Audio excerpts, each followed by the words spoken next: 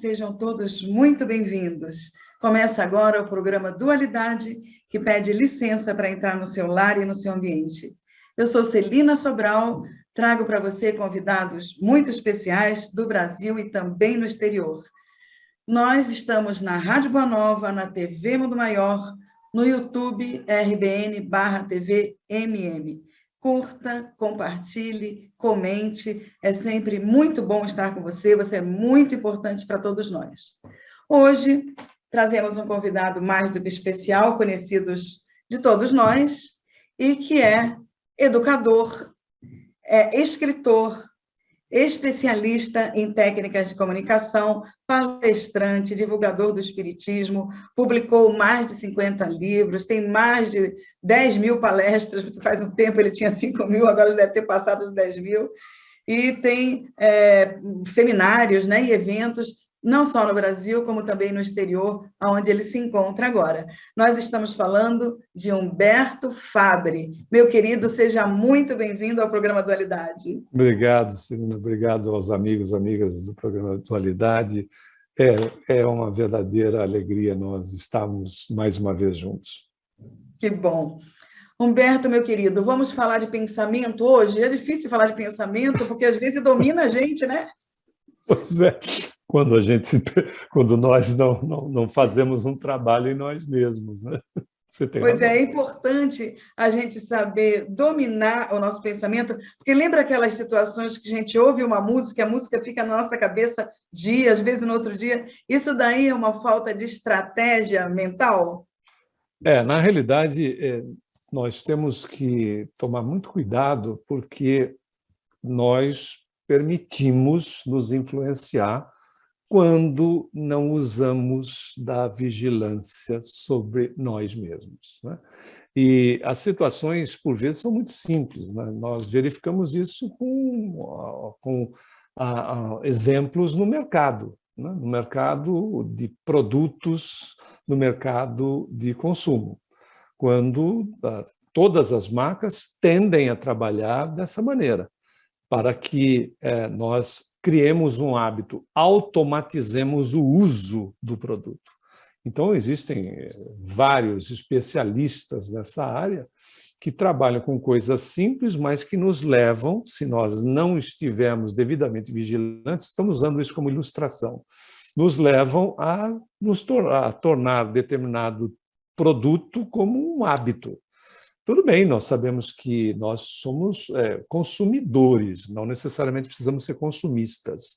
Esta é a diferença entre o consumidor e o consumista. O consumista está em automático. O consumidor vai, como qualquer um, né, vai consumir aquilo que lhe é necessário.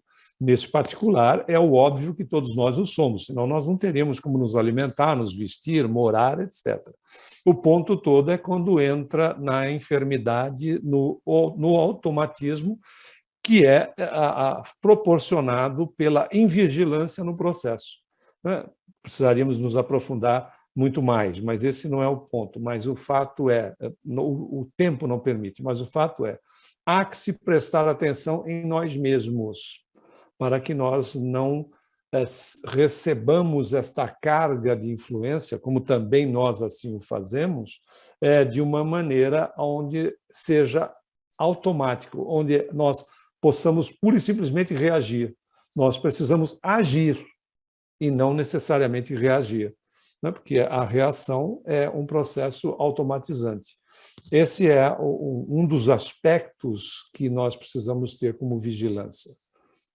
Dominar o pensamento de uma forma positiva, principalmente quando vem pensamentos tristes, negativos, obsessivos para a gente, não é, Humberto? Como que eu identifico se eu estou tendo influência obsessiva quanto aos meus pensamentos? Você pode nos dizer?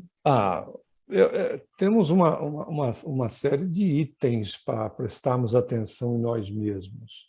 Quando nós nos sentimos, por exemplo, infelizes, né?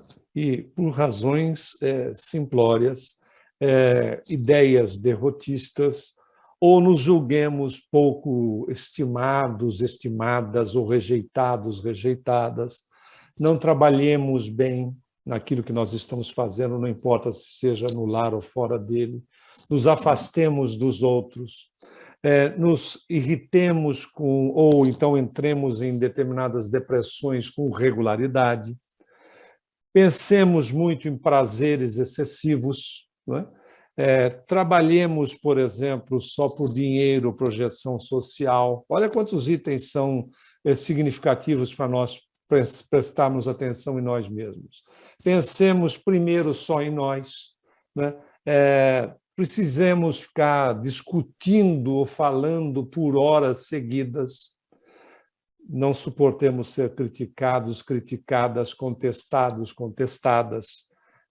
Ou nos consideremos também superiores ou inferiores aos outros, queiramos mandar sempre, tememos ser dominados, dominadas, não toleremos ficar sozinhos, procuremos usar o próximo como objeto para satisfazer desejo ou conseguir vantagens. Acho que essa relação já está suficiente, né, para nós prestarmos atenção em nós mesmos. Porém, o codificador é muito, muito objetivo no capítulo 23º do Livro dos Médiuns, quando Kardec trata do aspecto da obsessão.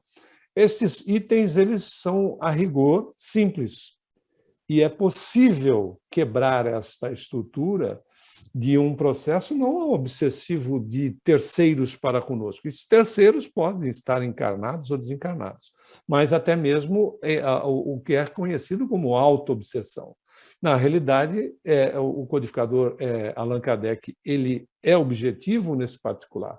Recorramos, né, quando pegamos alguns itens ou um desses itens que estão ganhando formatação, que estão se aprofundando, é como erva daninha, se não cuida, ela vai tomando conta do espaço.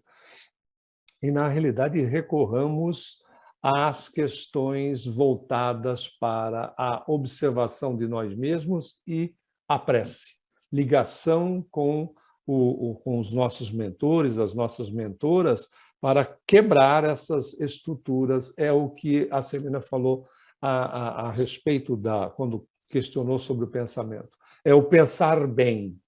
E o pensar bem precisa ser exercitado, né?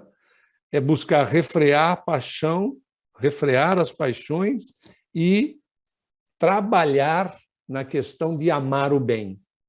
É exercício mesmo, é atitude. Segurar a paixão e procurar amar o bem, procurar a sua prática, para procurar o seu exercício. Esses são aspectos para que nós possamos efetivamente observar aquilo que está chegando e fazer uma escolha, porque tudo isso está dentro daquilo que se chama livre-arbítrio, né? Nós somos livres para escolher. Então, prestando atenção, nós vamos saber escolher aquilo que é o melhor para nós, para que esse melhor também se reflita nas pessoas com as quais nós mantenhamos relacionamento. Muito legal o que você está colocando, porque, na verdade, a gente se alimenta daquilo que a gente pensa, não é? Às vezes, nós estamos jogando uma energia em cima de uma pessoa que é visão somente nossa, está só na nossa cabeça, no nosso pensamento, e aquilo pode ser auto-obsessivo, como você falou. Eu queria que você dissesse para o nosso público, Humberto, a consequência desses pensamentos negativos, obsessivos, de alimentarmos essa condição existencial, o que causa, inclusive, no nosso corpo físico, não só no nosso espírito. O pensamento desequilibrado, né, já não é uma conquista no conhecimento voltado para o espiritismo ou para as questões espiritualistas, não necessariamente espíritas.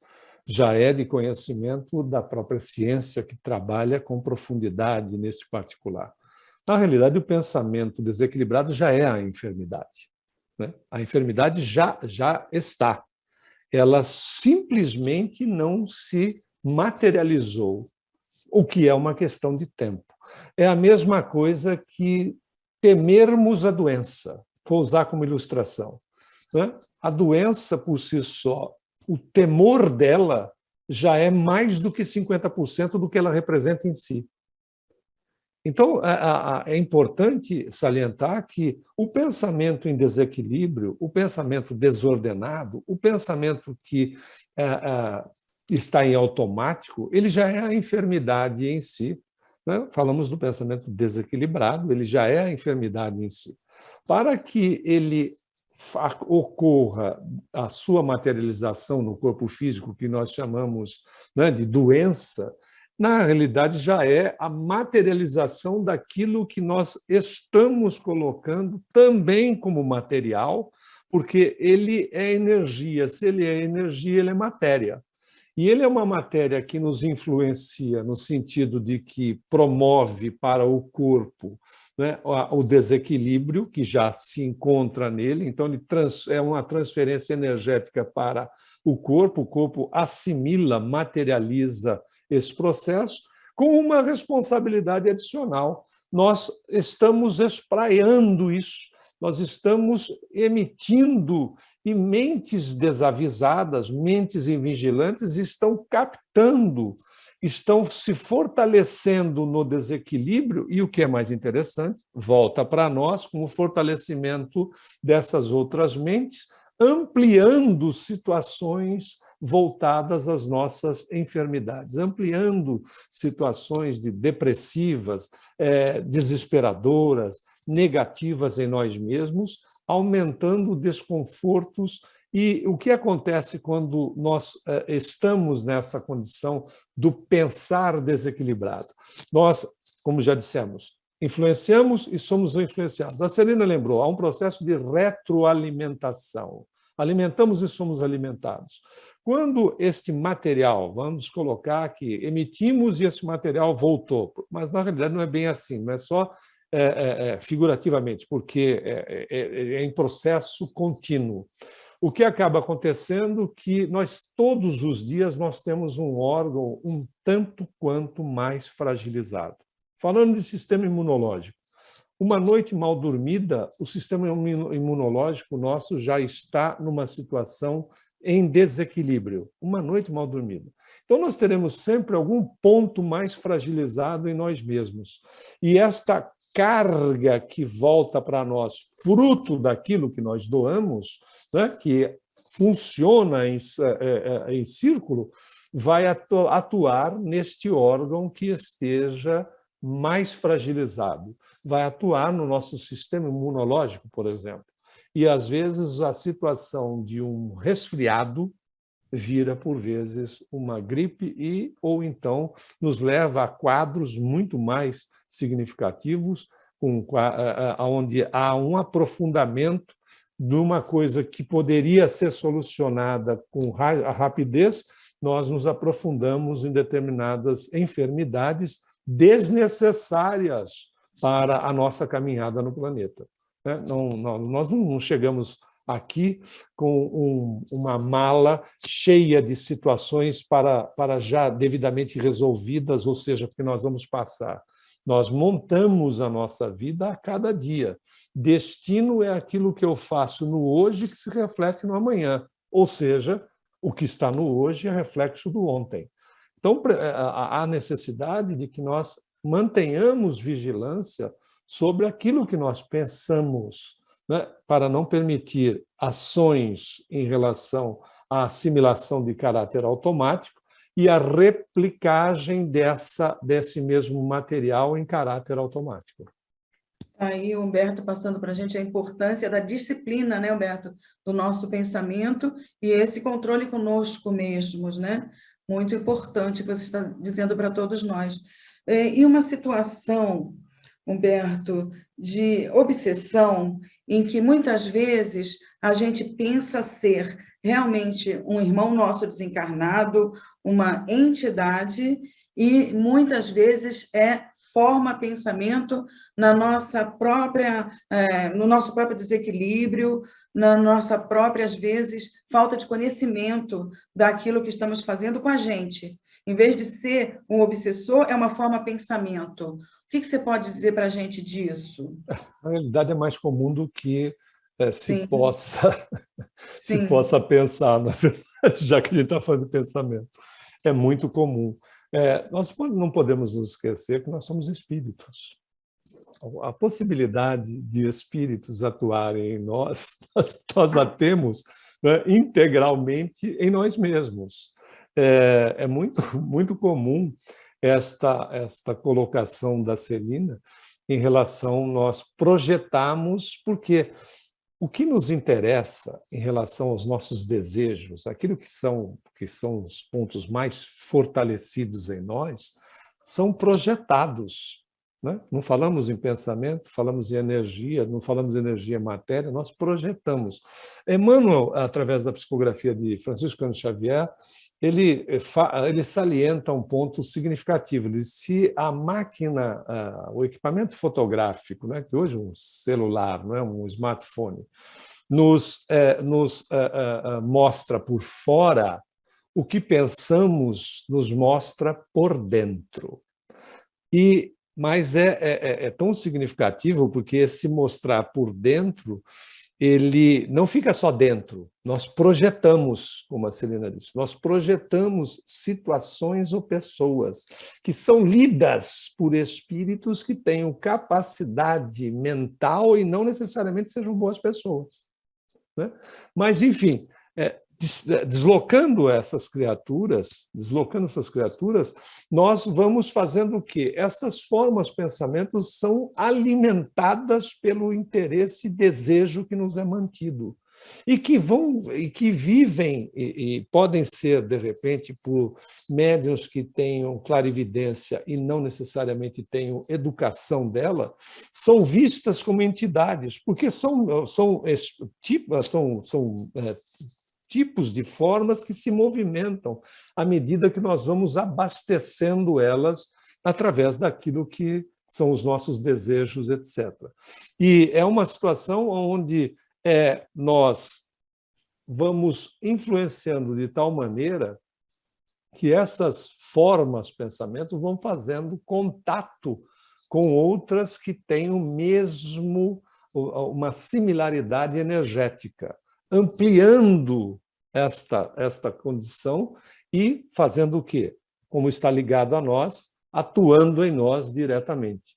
Num processo de um círculo vicioso, onde nós, para quebrarmos, precisamos, por vezes, de assistência e de assistência especializada. Né? Especializada em determinados ramos da medicina, onde precisamos, de fato, não só assistência espiritual, mas também a assistência médica, as assistências de especialistas para nos auxiliar a quebrar essa estrutura viciante que montamos em nós mesmos.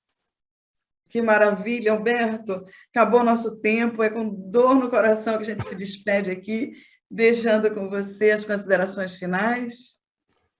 Muito obrigado, Celina, mais uma vez, pela oportunidade que se repete. Obrigado aos nossos amigos e amigas, desejando a todos paz em um ano de muitas conquistas, de muito sucesso e, acima de tudo, de muito exercício no amor.